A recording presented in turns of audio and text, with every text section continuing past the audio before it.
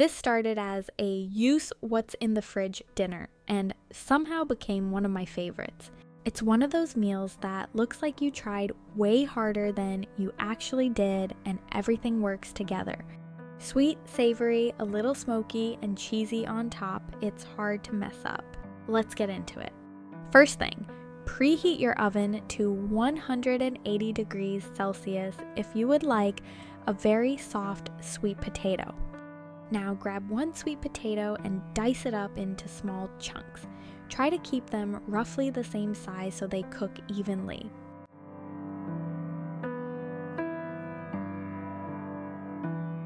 Throw those into a baking dish, drizzle about a teaspoon of oil over them, and season however you like. I kept it simple with salt, pepper, and oregano.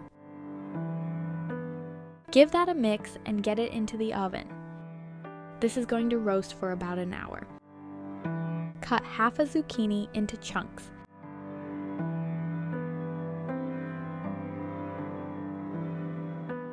Dice half a medium onion.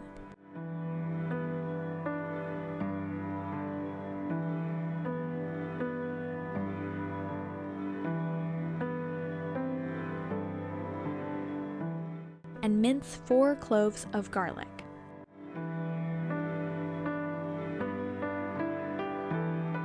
Now for the chicken. Take your chicken breast and butterfly it so it cooks faster and more evenly.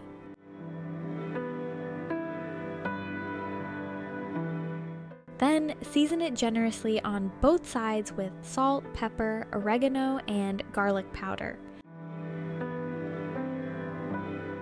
Don't be shy here. This is where a lot of the flavor comes from.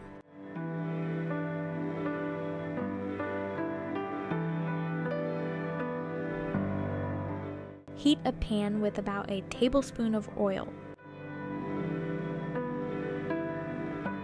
You want it hot enough that the chicken sizzles the second it hits the pan. That's how you get a nice color on it. Lay the chicken in and let it cook for about 4 minutes. While that's cooking, let's quickly make a simple barbecue-style sauce. In a small bowl, add 4 tablespoons of ketchup, 1 tablespoon of soy sauce, and 1 teaspoon of honey. Mix that until the honey dissolves. It's sweet, a little salty, and really good for how simple it is. Flip the chicken and cook for another 4 minutes.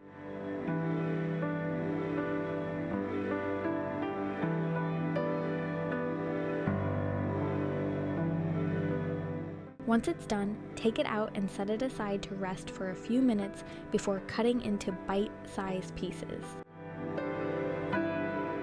Into the same pan, add your onion, zucchini, and garlic.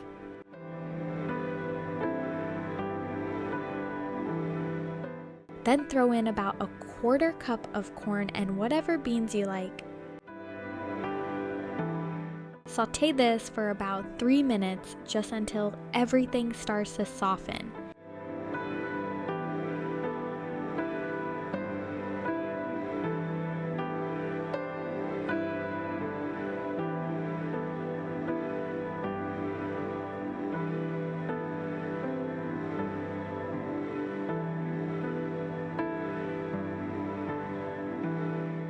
Add the chicken back into the pan.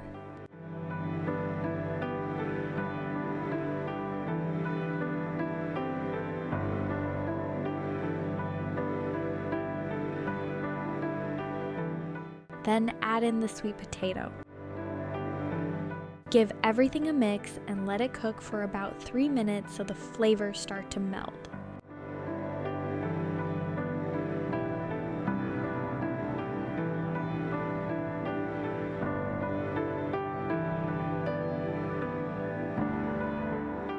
Now pour in your sauce.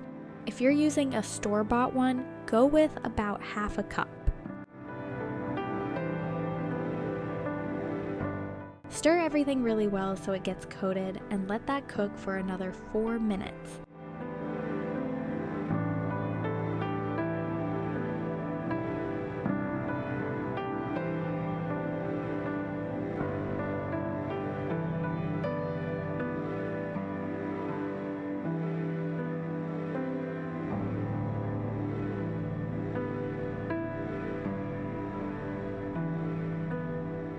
And finally, the best part.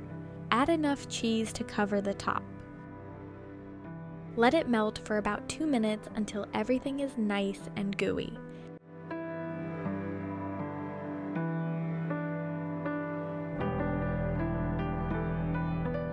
And that's it.